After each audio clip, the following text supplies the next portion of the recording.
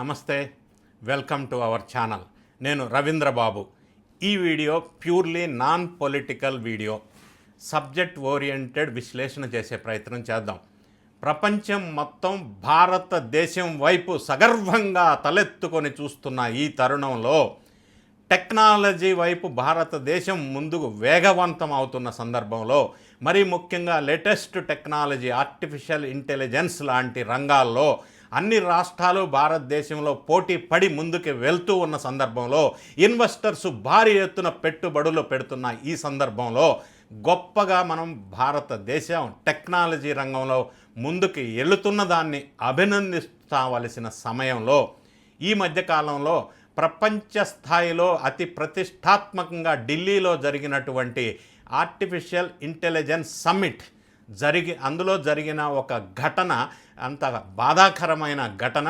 ఆ ఘటన నేపథ్యం ఏంటి, ఎందుకు అలా జరిగింది, గల్గోటియా యూనివర్సిటీ చేసిన నిర్వాహకం ఏంటి, దానివల్ల ఏం జరిగింది అన్న విషయాల్ని ఈ వీడియోలో వివరించే ప్రయత్నం చేద్దాం. ప్రపంచం మొత్తం ఇండియా వైపు చూస్తుంటే, ఢిల్లీలో జరిగిన ప్రపంచ స్థాయి ఏఐ సమ్మిట్లో ఒక్క ఫేక్ రాబోటిక్ డాగ్తో భారత్ను ప్రపంచం ముందు బహిరంగంగా అవమానించే పరిస్థితికి వచ్చింది. 20 హెడ్స్ ఆఫ్ ద స్టేట్స్, 60 మంత్రులు, Google CEO Sundar Pichai, French president Macron, UN general secretary అందరూ వచ్చారు. కానీ హెడ్లైన్స్, ఇండియా ఫేక్ రాబోటిక్ డాగ్తో ప్రపంచాన్ని మోసం చేసింది. ఇది హెడ్లైన్స్. ఏమైంది డ్రామా? ఎవరి గల్గోటియా యూనివర్సిటీ చైనా నుంచి ఒక రాబోట్ని తీసుకొచ్చి మా స్టూడెంట్స్ డెవలప్ చేశారు అని అబద్ధం చెప్పి అడ్డంగా బుక్ అయ్యారు. ఈ వీడియోలో ఈ పూర్తి స్కాండల్ బయటపెట్టే ప్రయత్నం చేద్దాం. రియల్ ఇండియన్ ఇన్నోవేషన్ ఎక్కడికి పోయింది? ఫిబ్రవరి 2026 ఢిల్లీలో భారత్ హోస్ట్ చేసిన ప్రపంచంలోనే అతి పెద్ద ఆర్టిఫిషియల్ ఇంటెలిజెన్స్ సమ్మిట్ జరిగింది. 20 దేశాధినేతలు, 60కి పైగా మంత్రులు, 500 ఏఐ లీడర్లు, గ్లోబల్ CEOలు, ఇన్వెస్టర్సు మొత్తం ఢిల్లీకి వచ్చారు. ఒక్క కారణం, ఇండియా ఏఐలో లీడ్ చేయడానికి సిద్ధమా లేదా అని చూడటానికి. గూగుల్ CEO సుందర్ పిచై ప్రధానమంత్రి నరేంద్ర మోడీతో కలిసి $15 బిలియన్ ఇన్వెస్ట్మెంట్ ప్లాన్ కూడా అనౌన్స్ చేశారు. సమ్మిట్ ఒక్క రోజు కూడా పొడిగించవలసి వచ్చింది. ఇంత హైప్ క్రియేట్ అయింది ఈ ఏఐ సదస్సు. కానీ 3వ రోజు ఎగ్జిబిషన్ హాల్లో ఒక స్టాల్ మీద అందరూ దృష్టి పడింది. గల్గోటియాస్ యూనివర్సిటీ వాళ్ళు 10 రోజులకు ముందే ప్రెస్లో భారీ ఎత్తున పబ్లిసిటీ ఇచ్చారు. మేము 350 కోట్లు ఏఐలో ఇన్వెస్ట్ చేశాం, భారతదేశంలోనే అతిపెద్ద ప్రైవేట్ యూనివర్సిటీలో ఇన్వెస్ట్మెంట్ ఇది. ఈ విధంగా ఒక డ్యాన్స్ చేసే రోబోటిక్ డాగ్ ఓరియన్, దాన్ని కాళ్ళ మీద నిలబడి డ్యాన్స్ చేస్తుంది, మూన్ వాక్ చేస్తుంది, సమర్ స్టాల్స్ చేస్తుంది. ఇది ఒక అద్భుతంగా అక్కడ చిత్రీకరించే ప్రయత్నం చేశారు. యూనివర్సిటీ ప్రతినిధి గర్వంగా చెప్పారు, మా స్టూడెంట్స్ డెవలప్ చేశారు, సెంటర్ ఆఫ్ ఎక్సలెన్స్లో తయారు చేశాం. ప్రపంచ మీడియా, గవర్నమెంటు, సోషల్ మీడియా అందరూ షేక్ అయిపోయారు, ఆశ్చర్యపోయారు. కానీ ఇంటర్నెట్ ఎప్పుడు అబద్ధాలని పట్టేసుకుంటుంది. కొన్ని గంటల్లోనే రివీల్ అయింది ఏంటంటే, ఈ డాగ్ చైనా కంపెనీ యూనిట్రీ తయారు చేసిన కమర్షియల్ ప్రోడక్ట్. ఆన్లైన్లో 3 లక్షల రూపాయలకి ఎవరైనా కొనవచ్చు. అదే మోడల్, అదే డిజైన్, అదే స్పెసిఫికేషన్స్, అదే స్క్రీన్ షాట్స్ మొత్తం మ్యాచ్ అయ్యి వెలుగులోకి తీసుకొచ్చింది సోషల్ మీడియా. మరి యూనివర్సిటీ వాళ్ళు ఏమన్నారు? మొదట డిఫెండ్ చేసుకునే ప్రయత్నం చేశారు. మేము ఎప్పుడు తయారు చేసామని చెప్పలా, డిజైన్ చేసామని చెప్పలా అని ఒక మాట అన్నారు. తర్వాత ఒక మహిళా ప్రొఫెసర్ని పెట్టి కమ్యూనికేషన్ ఎర్రర్, డెవలప్డ్ అని డెవలప్మెంట్ అని కన్ఫ్యూజ్ చేసేశారు. 2 సార్లు ప్రపంచ స్టేజీ మీద మా స్టూడెంట్స్ డెవలప్ చేశారని చెప్పి ఇప్పుడు కన్ఫ్యూజన్ అంటారా? మరి ఈ డ్రోన్ కూడా అదే కథ. సౌత్ కొరియా డ్రోన్ను తీసుకొచ్చి మా క్యాంపస్లో ఇంజనీర్స్ విభాగానికి సంబంధించిన వాళ్ళు చేశారు అన్నారు. చివరికి గవర్నమెంట్ స్టెప్ ఇన్ అయ్యి పవర్ సప్లై కట్ చేసి ఆ స్టాల్ను ఖాళీ చేయించి బయటికి పంపించే పరిస్థితి వచ్చింది. అప్పుడు యూనివర్సిటీ సారీ చెప్పింది. కానీ ఈ బ్లేమ్ ఒక స్త్రీ రిప్రజెంటేటివ్ ప్రొఫెసర్ మీద నెట్టే ప్రయత్నం చేశారు.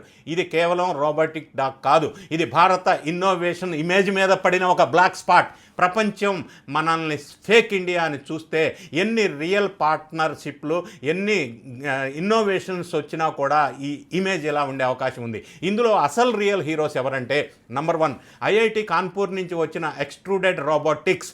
వాళ్ళు స్వయంగా బిల్ట్ చేసిన 4 కాళ్ళ రోబోట్ స్వాన్ M2 అనేది కూడా నిజమైన క్రియేటివిటీ. ఇంకొకటి ఏంటంటే తల్లిని కోల్పోయిన ఒక వ్యక్తి ఏఐ టూల్స్లో డాక్టర్స్కి ట్రీట్మెంట్ ఎలా ఇవ్వాలని సజెస్ట్ చేసే ఒక ఏఐ టూల్ చేశారు. వీళ్ళందరూ సమ్మిట్లో ఉన్నారు, కానీ ఈ ఫేక్ డాగ్ వల్ల అటువంటి రియల్ ఇన్నోవేషన్ అనేది పక్కకి వెళ్ళిపోయింది. సో ఇప్పుడు ఫైనల్గా ఈ గల్గోటియా యూనివర్సిటీ అద్భుతములు చెప్పినంత మాత్రాన మొత్తం ఇండియా ఏఐ జర్నీని తక్కువ చేయకూడదు. ప్రభుత్వం చేస్తున్న పని గ్రేట్. గ్లోబల్ లీడర్స్ని తీసుకురావటం, ఇన్వెస్ట్మెంట్స్ని ఆకర్షించటం చిన్న విషయం కాదు. కానీ ఈ విధమైన ఆకర్షిస్తున్న తరుణంలో అకౌంటబిలిటీ కూడా ఉండాలా సంబంధిత వ్యక్తులకు లేదా సంస్థలకు. ఆ విధంగా ఇండియా ముందుకి వేగవంతంగా టెక్నాలజీ రంగంలో దూసుకెళ్తున్న సందర్భంలో ఇటువంటి ఫేక్ న్యూస్కి ఈ గల్గోటియాస్ యూనివర్సిటీ చేసినటువంటి ప్రచారానికి, తప్పిదానికి మొత్తం ఇండియా డెవలప్మెంట్ మీద, టెక్నాలజీ మీద బ్లేమ్ చేసే ప్రయత్నం చేయకుండా రియల్గా ఇన్నోవేషన్లో ఉన్న సాధించిన విజయాల్ని మనం ప్రముఖంగా ప్రస్తావించుకొని ఇన్వెస్టర్స్ని ఆకర్షించే ప్రయత్నం చేయాలా. ఇటువంటి తప్పిదాలు మళ్ళీ జరగకుండా కూడా చూడవలసిన అవసరం ఉంది. ఎందుకంటే రియల్ ఇన్నోవేషన్ ఎక్కడైతే జరుగుతుందో దాన్ని ఫోకస్ చేయటంలో కొంత వెనకబడి ఇటువంటి మేనేజ్ చేసి వేరే కంట్రీలో తయారైన రాబోటిక్ని తీసుకొచ్చి ఇక్కడ ప్రదర్శించటం ద్వారా అబాసు పాలు అవ్వటం అనేది ఆ గల్గోటియాస్ యూనివర్సిటీయే కాదు, ఇండియా మీద కూడా దాని ప్రభావం ఉండే అవకాశం ఉంది. ఇంకా ముందు ఇటువంటి ప్రతిష్టాత్మకమైన సమ్మిట్స్ జరిగేటప్పుడు క్రెడిబిలిటీ, అకౌంటబిలిటీ కూడా చూసుకోవాల్సిన అవసరం ఉంది. ఈ ఫాల్స్ పబ్లిసిటీ కోసం, ప్రచారం కోసం ఇటువంటి సంఘటనలు సరి అయిన రీసెర్చ్ జరగకుండా ఫోకస్ చేసుకోవటం వల్ల పేరు వస్తుంది అని వాళ్ళు భావించారు. దానివల్ల డ్యామేజీ వస్తుందన్న విషయాన్ని ఈ దుర్ఘటన, ఈ సంఘటన ద్వారా ప్రతి ఒక్కరూ నేర్చుకోవాల్సిన అవసరం ఉంది. ఇక ముందు ప్రతిష్టాత్మకమైన సమ్మిట్స్లో చాలా జాగ్రత్తగా వ్యవహరించవలసిన అవసరం ఉంది. పార్టిసిపేట్ చేసే సంస్థలు కావచ్చు, నిర్వహణ చేస్తున్నటువంటి సంస్థలు కావచ్చు, వాళ్ళ క్రెడిబిలిటీ ఏంటి, పాస్ట్ రికార్డ్ ఏంటి, ఈ రియాలిటీ ఏంటి అన్న విషయాల్ని పూర్తి స్థాయిలో చెక్ చేసుకున్న తర్వాత, స్క్రూటినీ చేసిన తర్వాత మాత్రమే అనుమతించాల. నంబర్ 1. నంబర్ 2, రియల్గా ఎవరైతే ఇన్నోవేషన్ చేసి కష్టపడి రీసెర్చ్ చేసి కనిపెట్టారో వాళ్ళకి ఎంకరేజ్మెంట్ ఇవ్వాలా, వాళ్ళని ప్రోత్సహించాలా. తద్వారా స్టార్టప్స్కి ప్రోత్సహించినట్టు అవుతుంది, ఇన్వెస్ట్మెంట్స్ ఇంకా ఎక్కువ వచ్చే అవకాశాలు ఉన్నాయి. ఈ విధంగా ప్రతి ఒక్కరూ ధ్యాస పెట్టవలసిన అవసరం ఉంది. అకౌంటబిలిటీ ఉండవలసిన అవసరం ఉంది. ఈ సంఘటన ద్వారా we have to learn lessons from this failure. India మరింత ముఖ్యంగా ప్రపంచ స్థాయిలో ఏఐ రంగంలో ముందున్నది అన్న విషయాన్ని మనం గమనించాలా. ఇటువంటి చిన్న విషయాల్ని పక్కన పెట్టాలి అనేది నా విశ్లేషణ.